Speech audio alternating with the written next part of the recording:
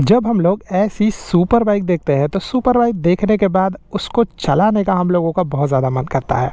But super bike के power को देखकर, उसकी हाइट को देखकर, उसके जो है वेट को देखकर डेफिनेटली जो है वो एक डाउट आता है।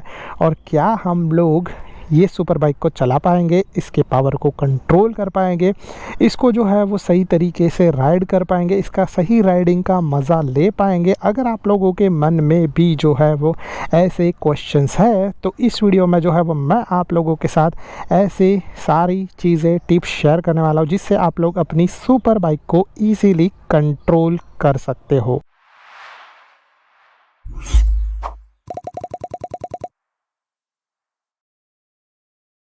नमस्ते दोस्तों and welcome to our channel. कैसे हो आप लोग? आज इस वीडियो में हम लोग बात करने वाले हैं कि सुपर बाइक एंड इसके पावर को इजीली आप लोग कैसे कंट्रोल कर सकते हो। तो इस वीडियो में हम लोग स्टेप बाय स्टेप चीज़ें देखने वाले हैं। सबसे पहली चीज़ हम लोग देखने वाले हैं बाइक के कुछ कंट्रोल्स के बारे में। डेफिनेटली आप लोगों को बाइक के कंट्रोल्स पता है, बट इसमें कुछ अलग से स्पेशल कंट्रोल आते हैं सुपर बाइक में, तो उसके बारे में देखने वाले हैं। दूसरा जो है वो बाइक के क्लच को और जो है एक्सेलरेशन को किस तरीके से कंट्रोल करना चाहिए सुपर बाइक के, प्लस जो है वो बाइक के वेट को किस तरीके से बैलेंस करना चाहिए, और इसके अलावा ब्रेकिंग किस तरीके से करना चाहिए। तो ये सारी चीज़ें हम लोग इस वीडियो के अंदर बात करने वाले हैं, क्योंकि हम लोग यहाँ पर बात कर रहे हैं नॉर्मल बाइक का, नहीं सुपर बाइक का।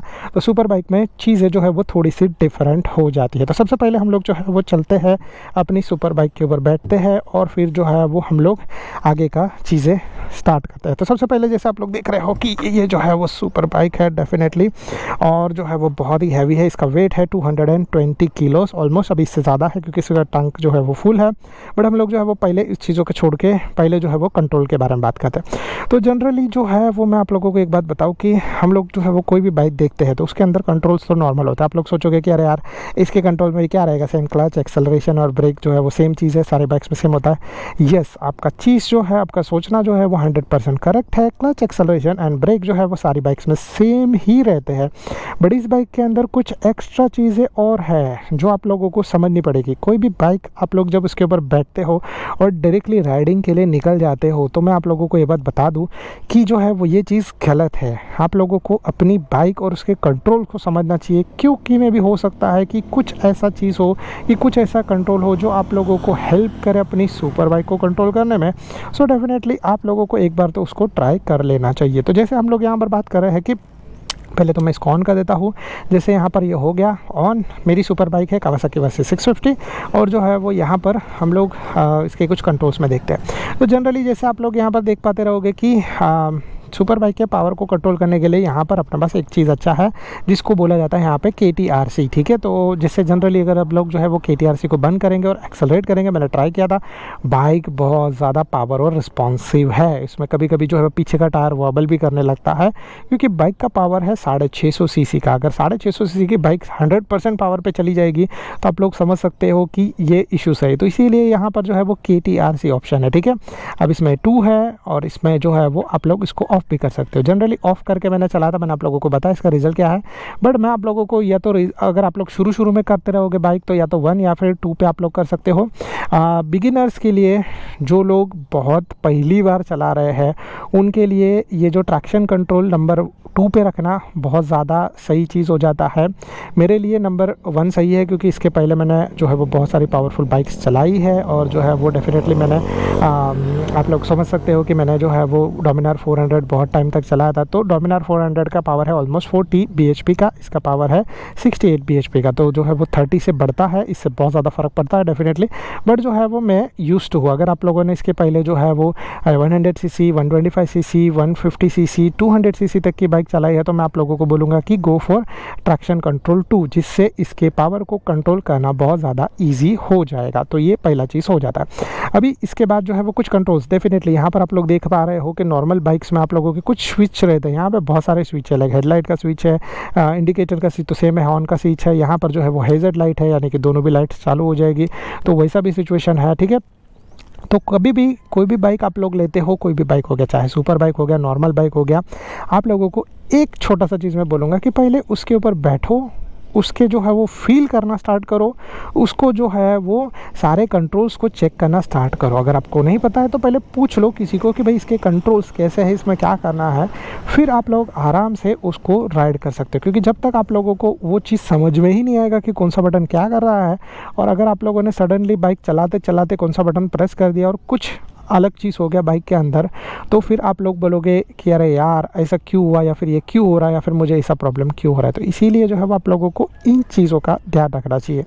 अब इसके बाद हम लोग दूसरी चीज़ के बारे में बात करते हैं, और दूसरा जो चीज़ है वो है कि सुपर बाइक के वेट को मेंटेन आप लोग कैसे कर सकते हो, बैलेंस कैसे कर सकते हो। ठीक है, तो जनरली आप लोग जैसे देख पा रहे हो, मैं यहाँ पे इसको बंद कर देता हूँ। जनरली आप लोग जैसे यहाँ पर देख पा रहे हो कि ये बाइक जो है वो 220 किलो की है। अभी इसमें ऐसा चीज़ होता है कि आप लोग कोई भी सुपर बाइक लेने जाते हो, उनका वेट जनरली आप लोगों को 200 किलोस या उससे ऊपर ही मिलेगा।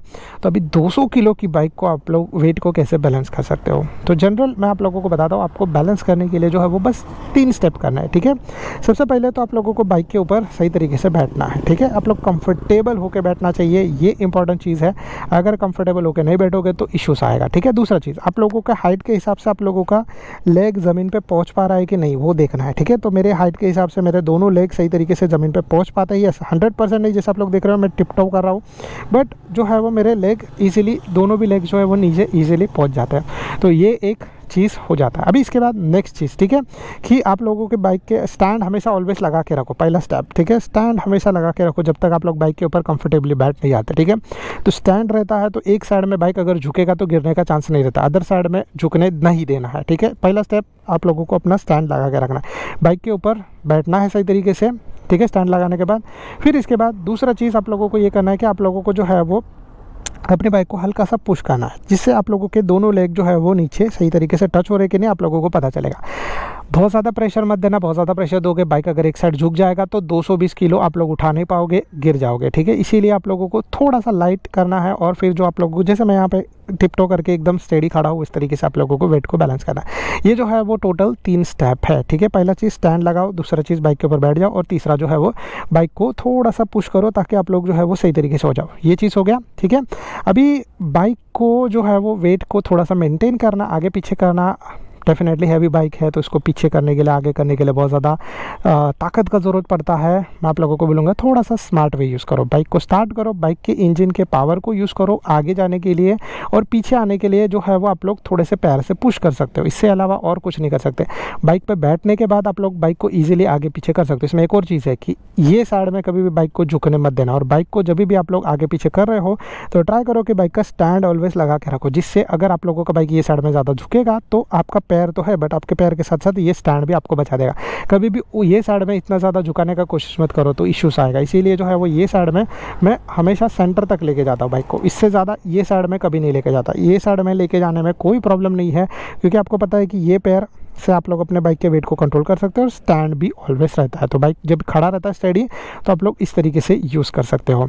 अब इसके बाद हम लोग तीसरी टिप के बारे में बात करें, और ये है कि बाइक के इनिशियल पावर को किस तरीके से कंट्रोल करना चाहिए। इसके बाद हम लोग बात करेंगे कि बाइक के एक्सेलरेशन को किस तरीके से बात करना चाहिए, और बाइक के जो है वो ब्रेक्स को किस तरीके से यूज़ करना चाहिए प्रॉपर्ली राइडिंग करते हुए। तो पहले तो हम लोग स्टार्ट करते हैं। I am excited, are you guys excited? Definitely जो है वो हम लोग अपने बाइक को स्टार्ट करते हैं। अब बाइक में मैंने आप लोगों को जैसे बताया कि ट्रैक्शन कंट्रोल को ऑलवेज ऑन रखो, जिससे आप लोगों का इंजन जो है वो ज़्यादा पावर प्रोड्यूस नहीं करेगा, और सही तरीके से आप लोगों के इंजन को कंट्रोल भी कर पाएगा। अभी यहाँ पर हम लोग बात करते हैं कि बाइक के तीनों को पहले थोड़ा सा मैं एक्सप्लेन कर देता हूँ तुरंत 2-3 मिनट के अंदर, और फिर बाकी हम लोग राइड करते हैं। तो पहला जो है वो क्लच। तो बाइक के पावर को कंट्रोल करने के लिए डेफिनेटली हर एक बाइक में क्लच होता है, यहाँ पर भी आप लोगों के पास क्लच है। तो इस क्लच को आप लोगों को जो है वो पहले चेक कर लेना है कि कहाँ पे इसका एंगेजिंग पॉइंट है, जिसको हम लोग बोलते हैं जनरली हाफ क्लच। ठीक है, और फिर इसके बाद जो है वो फुल क्लच का बात आता है। तो बाइक का ये जो क्लच है, इसको आप लोगों को ये कंट्रोल चीज़ सीखना चाहिए। देखो ये जो है वो फ्री प्ले एरिया, यहाँ पे कुछ भी नहीं हो रहा, दिख रहा है,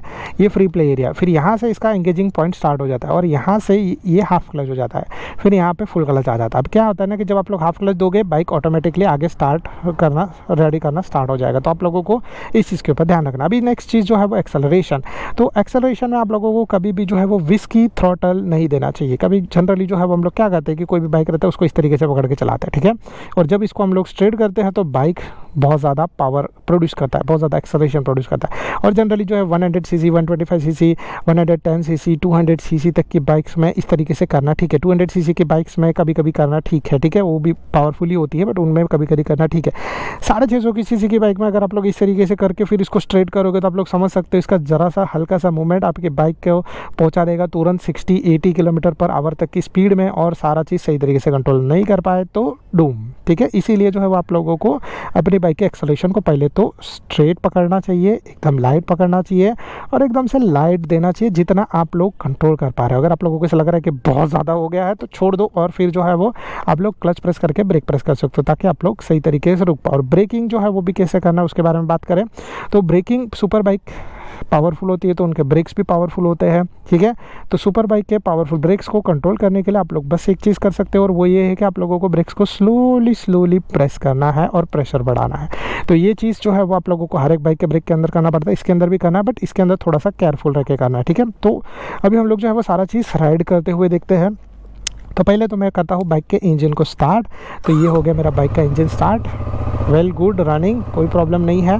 थोड़ा सा फील लो, आराम से बैठो, थोड़ा सा बाइक के इंजन के वाइब्रेशन को मज़ा लो, क्योंकि जब बाइक के सुपर बाइक जो है वो डेफिनेटली आप लोगों को फील देगा, वो एक डेफिनेटली डिफरेंट होता है, और आप लोग डेफिनेटली जब चलाओगे तो आप लोगों को और भी ज़्यादा मज़ा आएगा। दूसरा चीज़, आप लोग जो है वो क्लच को प्रेस करो, एक्सेलरेशन पे बहुत लाइट प्रेस करके रखो, और यहाँ पर जो है वो अपने गियर को पहले गियर के अंदर शिफ्ट करो। ये हो गया पहले गियर के अंदर शिफ्ट, और जो है वो आप लोग यहाँ पर देख पा रहे हो पहला गियर है, फिर यहाँ पे क्लच प्रेस किया हुआ है। अगर आप लोग धीरे धीरे अपना क्लच को छोड़ोगे, जैसे यहाँ पे देख रहे हो धीरे धीरे क्लच को छोड़ोगे, तो मेरा बाइक जो है वो इंजन ऑटोमेटिकली आगे पुश करने का स्टार्ट करा। अगर मैं वापस एक बार करके बताता हूँ, मैं यहाँ पे छोड़ रहा हूँ तो मेरा बाइक के इंजन को पुश करने का स्टार्ट करा, ठीक है। तो ये चीज़ है।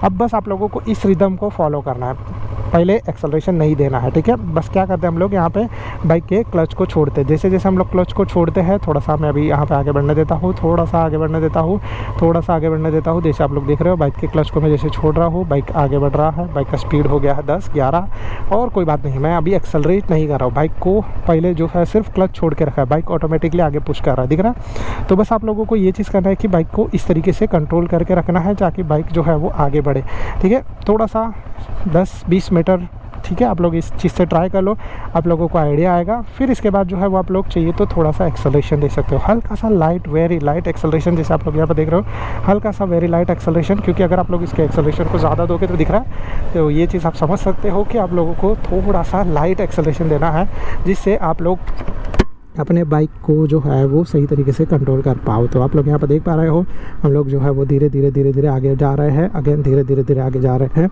तो बस ये चीज़ सेम आपको रिदम फॉलो करना है थोड़ा सा, बस ये देखो दिख रहा है फर्स्ट गियर पे जो है वो हम लोग इससे भी ऊपर जा सकते हैं, बट जनरली हम लोग इधर तक ही गए। तो बस ये चीज़ है, आप लोगों को बाइक के एक्सेलरेशन को इस तरीके से कंट्रोल करना है, बस धीरे धीरे जो है वो आप लोगों को अपने एक्सेलरेशन को क्लच प्रेस करके छोड़ना है, एक्सेलरेशन देना है, जिससे आप लोगों का बाइक का एक्सेलरेशन बढ़ेगा। तो ये चीज़ आप लोगों को समझ में आ गया। अभी नेक्स्ट स्टेप, ठीक है, नेक्स्ट स्टेप जो है वो ये है कि आप लोगों को ब्रेक प्रेस करना है। तो ब्रेक प्रेस आप लोग बस रियर ब्रेक प्रेस करो और फ्रंट ब्रेक प्रेस करो, आप लोगों का बाइक जो है वो सही तरीके से रुक जाएगा। अगेन जो है वो यहाँ पे मैं आप लोगों को स्टेप करके बताता हूँ फिर से, ठीक है। तो बड़े बाइक्स डेफिनेटली सुपर बाइक्स जो है वो हैवी होते हैं और इनको कंट्रोल करना बहुत इजी होता है। अगेन जो है वो यहाँ पे मैं आप लोगों को बताता हूँ, जैसे देखो यहाँ पर मैं जा रहा हूँ, मेरा बाइक जा रहा है, ये मैं क्या करता हूँ एक्सेलरेशन छोड़ता हूँ, ब्रेक प्रेस करता हूँ और धीरे धीरे आगे का ब्रेक प्रेस करता हूँ। तो धीरे धीरे पीछे का ब्रेक आगे का ब्रेक से जब आप प्रेस करोगे तो आप लोगों का बाइक जो है वो सही तरीके से रुक जाएगा। एंड डेफिनेटली आप लोगों को इतना चीज़ ही करना है जिससे आप लोग अपने बाइक को सही तरीके से कंट्रोल कर पाओ। And I think so that's it from my side. अगर आप लोगों को ये वीडियो पसंद आया रहेगा तो please do like and subscribe to our channel. अगर आप लोगों को कोई भी तरीके का डाउट रहेगा सो आप लोग जो है वो नीचे कमेंट कर सकते हो। Thank you so much guys for watching, bye bye and see you in the next video like this.